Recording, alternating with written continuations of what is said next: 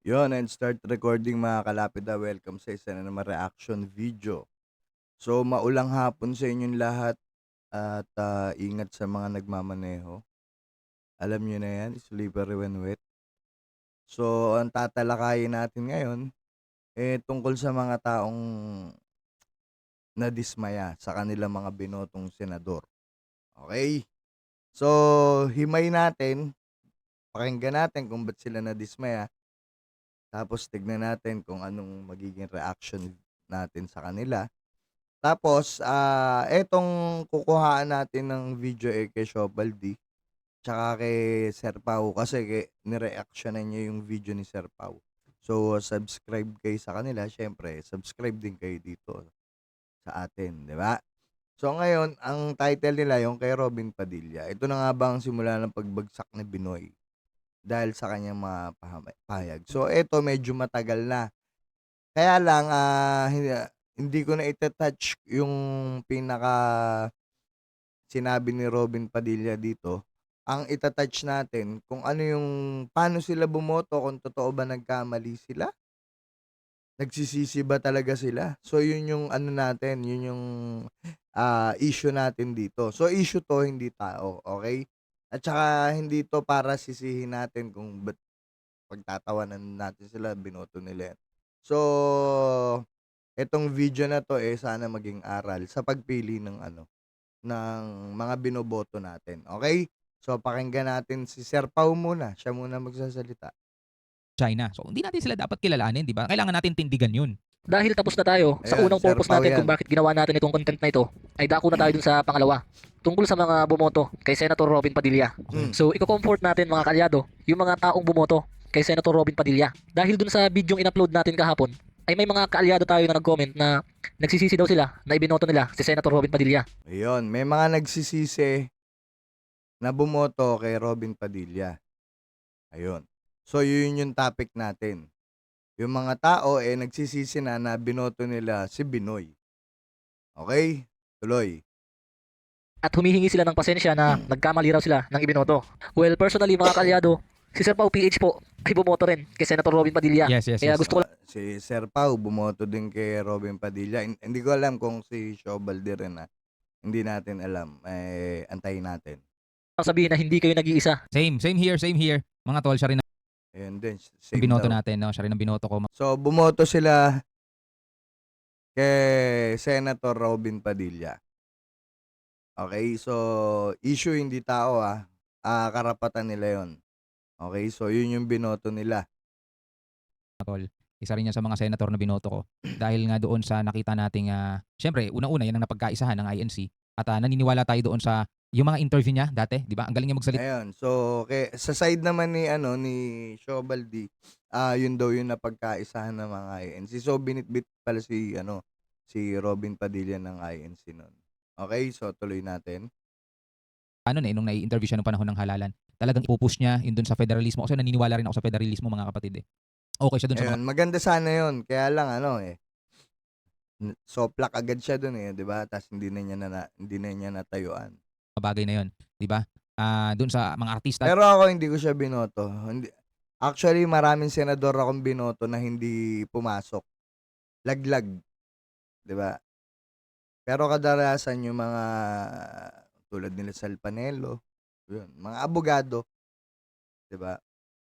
So, yun sana yung mas magandang na Senado Kasi kung magka-craft sila ng batas, mas maganda yung may alam sa batas mismo, 'di ba? So, sayang number 1 si Robin Padilla. Magtitiis tayo diyan. Hindi nyo lang naman naging senador yan dahil buong Pilipinas tayo. Senador din namin yan. Medyo masakit nga lang, 'di ba? Di ba? Maganda rin yung ano niya doon. Kaya nakakuha rin siya ng maraming suporta sa mga artista. Pero dito sa usapang West Philippine Sea, medyo iba talaga pananaw niya, mga tol. Iba talaga Hindi kayo ang nag-iisang nagkamali ng desisyon dahil maging ako ay guilty ngayon.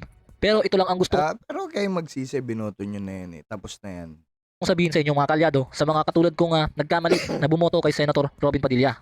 Gusto ko lang sabihin sa inyo mga kababayan na wala po kayo o tayong kasalanan sa pinaggagawa niya ngayon.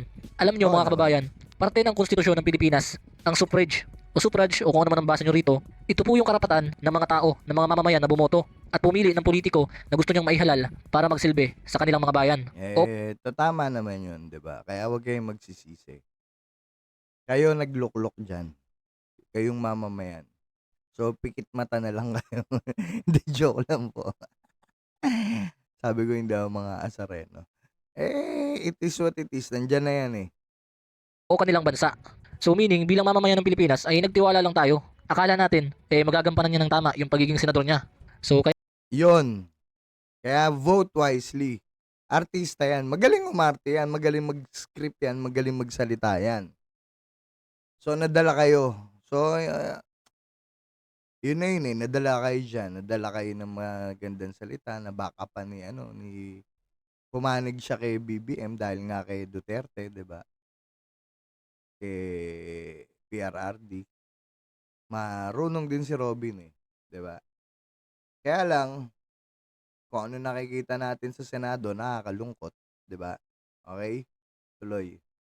sa lahat ng mga bumoto kay Senator Robin Padilla ay biktima lang po tayo lahat, pare-parehas. Well, ako hindi pa naman ako Hindi rin kayo biktima. Hindi naman kayo biktima. Kayo nga yung bumoto eh. Kami ang biktima. Yung mga hindi bumoto. Di ba? Kami po yung biktima. Kasi kayo yung bumoto sa kanila. Kami na biktima ngayon. Okay? So, pananaw ko yun. Opinion ko yun. Okay? Tuloy natin.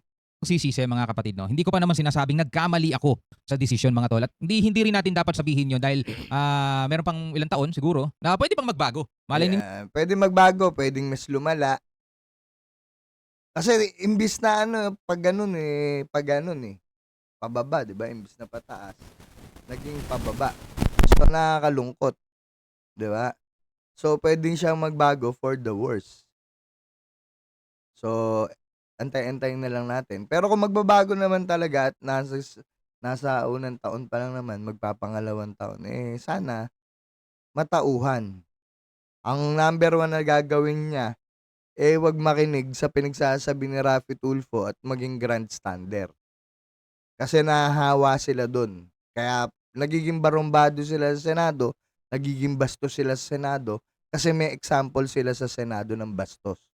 'Di ba? Okay, tuloy. So, mas lalo naman yung mga bumoto dun, 'di ba?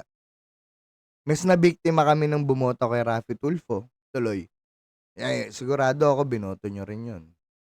sa susunod na Senate hearing, iba na yung pananaw niya. At sabihin niya, sige, nagkamali ako. Yun. Ah, feeling ko hindi tatanggap ng pagkakamali yan si Robin. Hindi na magbago, di ba? So hindi pa natin pwedeng sabihin na nagkamali tayo. So, ngayon, alam nating nagkamali siya kasi tao lang din naman siya, nagkamali siya sa kanyang pagsasalita. Maliban na lang kung paninindigan niya talaga. Pero hindi natin kailangan i-defend si Robin. Kasi kitang-kita na nating mali talaga. Ilang beses naman na ginawa. 'Di ba? Ilang beses na rin siya nagsinungaling sa atin. Sabi niya pupunta siya ng Ayungin Shoal. Pagkatapos hindi siya pumunta ng Ayungin Shoal, doon siya sa Pag-asa Island. Doon sila nag-birthday ni Mariel.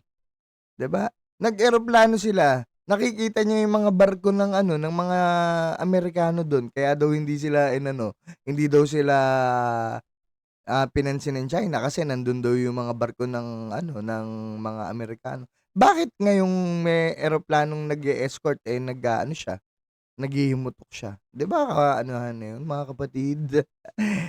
Kaano yan, tawag dito? Kabaligtaran na ng mga sinasabi niya.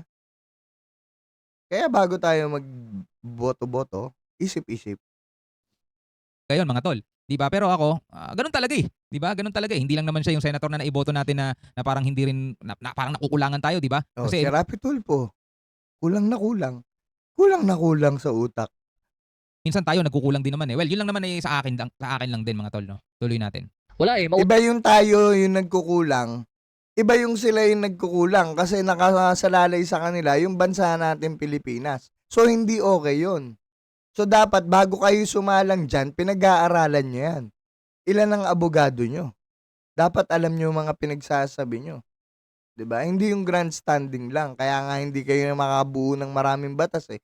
Kasi inuuna nyo yung mga walang kwentang hearing in aid of legislation kuno. 'Di ba? Samantalang yung issue na yan sa West Philippine Sea, hindi kayong mga senador, kung hindi yung mga sila Gibo Chodor. Kita mo na bengbang siya dyan, 'di ba? Kasi hindi naman nila dapat pakialamanan na yan. Kaya nga merong nakatalaga diyan para diyan. Alam nila yung gagawin nila diyan. Okay? Tuloy. utak din itong si Senator Robin Padilla, dumikit kay Pangulong Bongbong Marcos. Kaya akala natin, malinis din ang intensyon katulad ng ating Pangulo ngayon. Kung ano Pwede namang malinis ang intensyon pero kulang talaga sa kaalaman. Ganun lang kasimple yun eh. Pwede naman malinis ang intensyon niya pero mali yung kaalaman niya pagdating diyan. Hindi nga niya alam paano yung pag-ano ng batas, yung I move, 'di ba?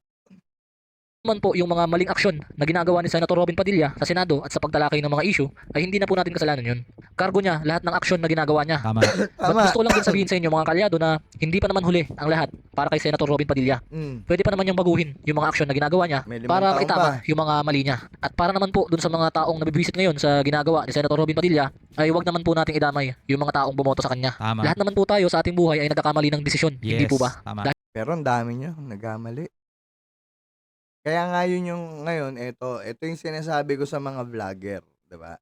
Sorry, matuto kayo bago kayo sumakay na lang sa issue, 'di ba?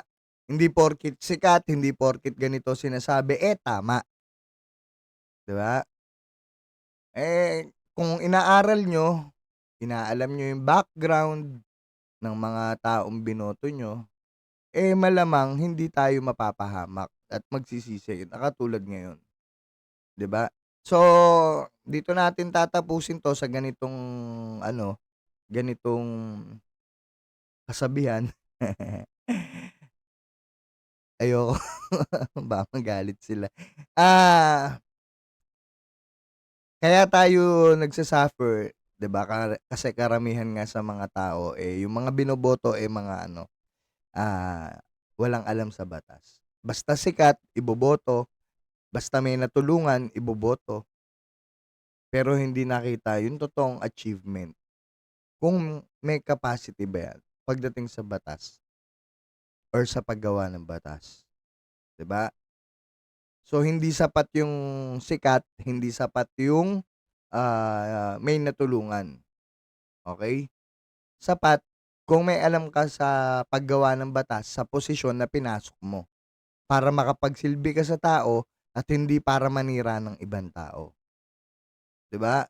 So, yun yung take natin diyan, andiyan na yan, wala kang magagawa, senador na natin yan. Kasama kami diyan kahit hindi namin yan binoto. Pero anong gagawin natin? Maging vigilante. Hindi, anong gagawin natin, 'di ba? Unahin natin hanggang marinig tayo, baka magbago, 'di ba?